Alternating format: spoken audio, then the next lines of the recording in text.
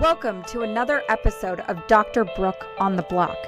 It's time to grab a seat, buckle up, and take a ride with me through the wild, wild west of the Web3 universe, where we're going to learn all about coins and tokens, NFTs and contracts, digital real estate and the metaverse, and so much more. There is a lot to get through on the block, but I am here to pave the way and help you avoid those nasty pitfalls and rug pulls so you don't get hurt. I'm going to also introduce you to some interesting characters along the way. Are you ready? Your ride starts now. What's up, and welcome to another episode of Dr. Brooke on the Block. I hope you have those seatbelts fastened because we are in for a fun and exciting ride today with my co-pilot, Matt Cohen. He is the co-founder of Solospace, born and raised in Hollywood, California, and he is the futurist and founder of Solospace, serving as the director of Solo City Meta. We're going to get to hear a lot about that, but just briefly, I want to go a little bit into Matt's background as an architectural design CAD, which is a computer-aided architectural designer, which led him down this path. The team at MIT calls him the Metaverse expert, but he says he's not into titles. So, Matt, welcome to the show. Welcome. Thank you for being here, and can't wait to hear all about Solospace. Absolutely, yeah. Thank you for having me. How did your journey into Web3 start? How did you get here with Solospace? Kind of share some more with our listeners. I'd say, just kind of being, learning about blockchain about around 2017, 2018, and just kind of being, start getting really passionate about the industry, spending, I'd say, hundreds of hours learning and kind of talking to a lot of smart people, getting educated about it, and kind of led to this roller coaster up until now, building up until where we are today. So it's been fun, and yeah, we're excited about the progress that we've made and kind of the direction that we're headed. That's so awesome. It's definitely quite a journey. I think everybody who enters this world or this space comes in different ways, and hearing your story of how you started and got here. So tell us more about Solospace, what it's doing in the metaverse, what chain it's being built on, all those sorts of fun details of the project you're working on. Yeah, absolutely. It's evolved quite a bit, and essentially, it's Solo City is a multi-dimensional metaverse, and how we envision it as this photorealistic experience that provides, players and the users that want to be part of our community, you know, abilities to kind of engage in a way where we consider it bridging the physical world and the Mm-hmm. digital world. Mm-hmm. So, as far as the chain goes, this is there's interoperability technology that we've built in, which means we have the flexibility of actually working across multiple blockchains. Very Um, cool. yeah, so Yeah, that's awesome. yeah, absolutely. So that's kind of how we envision the future is going to be. So we've actually connected with some of the greatest blockchain pioneers in the industry to kind of help us out, kind of putting it all together. So it's Right. quite a puzzle. It is definitely quite a puzzle, especially with so much vast, there are many, many different blockchains out there working on building different things on top of their platforms, layer two solutions, different things. So, and I know there's a lot of different metaverse projects. What makes Solo Space? I know you talked about the digital aspect or the physical aspect of ourselves going into the digital world. I know a lot of other metaverse projects are talking about similar ideas. What makes Solospace different from, let's say, like a Sandbox or a Decentraland? Some of the ones that have really kind of taken hold right now in the space. Yeah, absolutely. And we consider the metaverse, the way we envision it going into the future, is that there's going to be, you know quite a bit of there'll be multiple metaverses. Mhm. almost like you can consider states. Yeah, Where and then you can kind of jump from one to the next. Um, right. so that's part of the interoperability where your avatars are going to be able to. You can take it from Sandbox to Solo City and back and forth, and you can go to Decentraland and go back. So I that's that's the type of stuff is kind of is kind of working together. That's really awesome. I like that metaphor analogy that you use because one of the analogies I use to explain blockchains in general about thinking about different blockchains like Ethereum and Bitcoin and all these different ones as different countries that utilize their own currency, their own tokens on there, and that's the way you interact with each of these different blockchains. And very cool. So, how you guys are doing designer things in there. You guys are doing all kinds of like gaming pieces. So, like, maybe go into a little bit more detail. I don't know where the project is in terms of like close to launch, if it's already launched, where you guys are at. But I know there's a lot of pieces to also get figured out. But what is that going to look like? Can people just go to like a digital Gucci store or like go to their favorite, shopping mall and buy different pieces for their avatar to live in that digital space? Yeah, absolutely. All that stuff. Um, they'll have the ability, where it goes from web based to VR integration, but they'll be able to go into physical stores, and there's gamification aspects that come into play where you can earn rewards, perks, all types of additions, and we've collaborated with some amazing video game developers that are also like helping us out, building this out, and they're like some amazing creators that are Yeah. joining us. So this is it's quite a team effort, I'd say.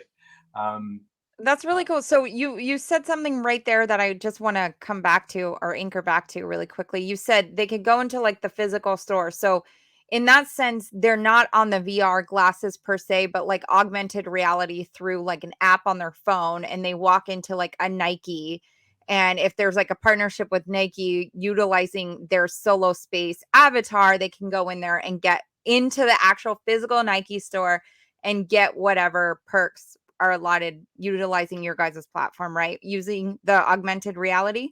yeah, like if Am you've I ever understanding that correctly? Yeah, so Okay. there's various ways of engaging with the platform. So if you've ever used like an augmented reality, Mhm. one of those, they do it sometimes with furniture, where that's kind of an example where you're bridging physical and the digital, and you can see what a Right. sofa will look like in your living room. Yeah, So in the that's a good same way, yeah. yeah. So in the same way, uh, you know, we have those kind of abilities and integrations with stores. So there's AR, there's VR, and then there's XR, which is extended reality, which is a combination of all these technologies. Yeah. And yeah, so on without getting into VR and how that's going to come into play, you'll be able on a web based level to go into these physical stores, but not just on a 2D screen. Even though you'll do this on your devices and your screens, but they're more immersive and more interactive. Um, and you'll be able to go into the different, from the fashion district to go check out a concert, and it's on a different level than what we are used to up until now. Right. So how far out is the project from getting at least to that first initial stage of being able to, like, onboard users and have them running around in Solo Space? Oh, I mean, I would say what we consider our level one meta beta version. It's getting close to launch. Um, it's I would say uh, in about 6 weeks, we'll have the beta version already available with our full feature marketplace. Around that time is where we're at, is what we're thinking. That's very So exciting. That's yeah, so exciting, and people can engage and do oh that. yeah. Yeah, very fun. So is that gonna look like the traditional, when a project, like an NFT project launches, let's say, or like Sandbox, and they had all the different land pieces available that people can purchase ahead of time, and they're moving through their alpha beta stages currently, as they're getting the game bugs worked out. So is yours in the next 6 weeks going to look like where people could just download the app for their like phone, or are they going to actually have like some NFT pieces that they can purchase to be able to utilize there? Yeah, so it's what we call a plug and play parcels. This is how our land is, uh, and we have this 2D and 3D mapping system. So it starts off where you'll have the ability to own your own parcel. These are ERC 721 and ERC 1155 smart Okay. contracts, Uh-huh. uh, um, and can get into that stuff, that nerdy stuff. I'm happy to, but Well, but will you briefly, like, I know what it is, but I think it'd be better if you give the definition just briefly. It is two different type of smart contracts, because my user base is a user base that is definitely in crypto curious and learning about blockchain. I think it's important that they know that the difference between those two different type of contracts. Absolutely. So there's ERC 721s, which are some of the more common NFT related uses, Mhm. um, and which can be used for various types of property that's recorded on the blockchain. The difference is when you add an ERC 1155s, then you're able to add aspects that are more gamification related and token related. So, which means we can add additional features where our monetary system of pace can get involved in an 1155 smart contract version. We have both 721 and 1155s.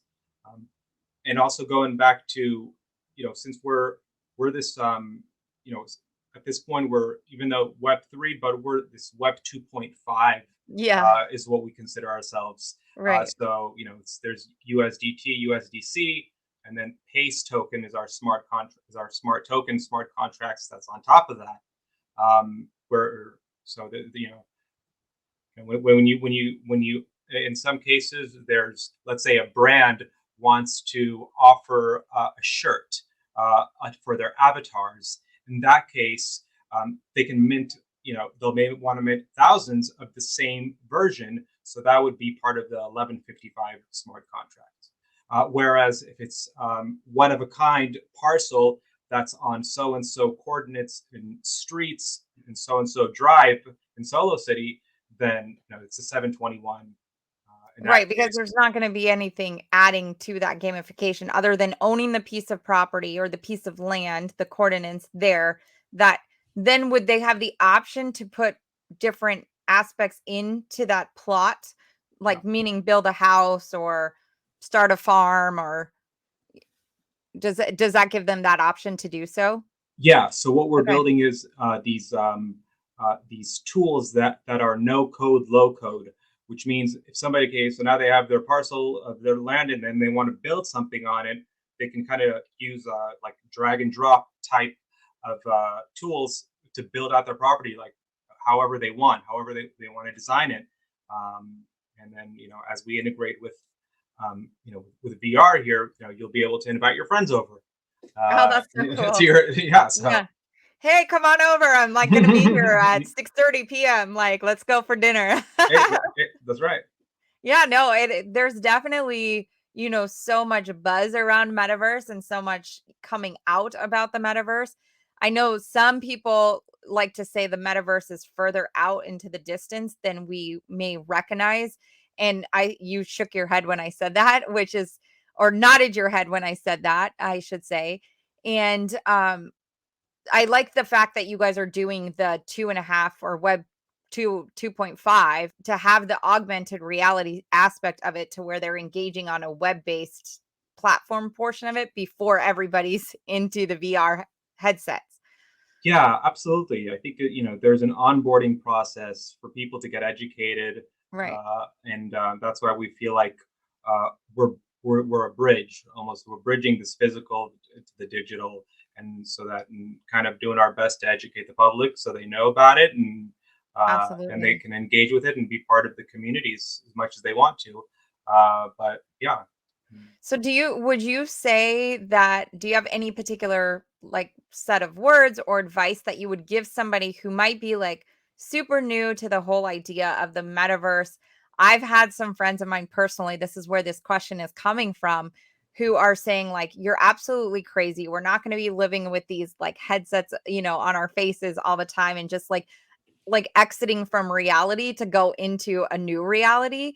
And I what I say to them is there's going to be times and places. We're going to be definitely living our real existence, flesh and bone existence on the planet, but there's going to be times and places like you said, we can just casually go have a drink, with each other at somebody's house in a virtual land.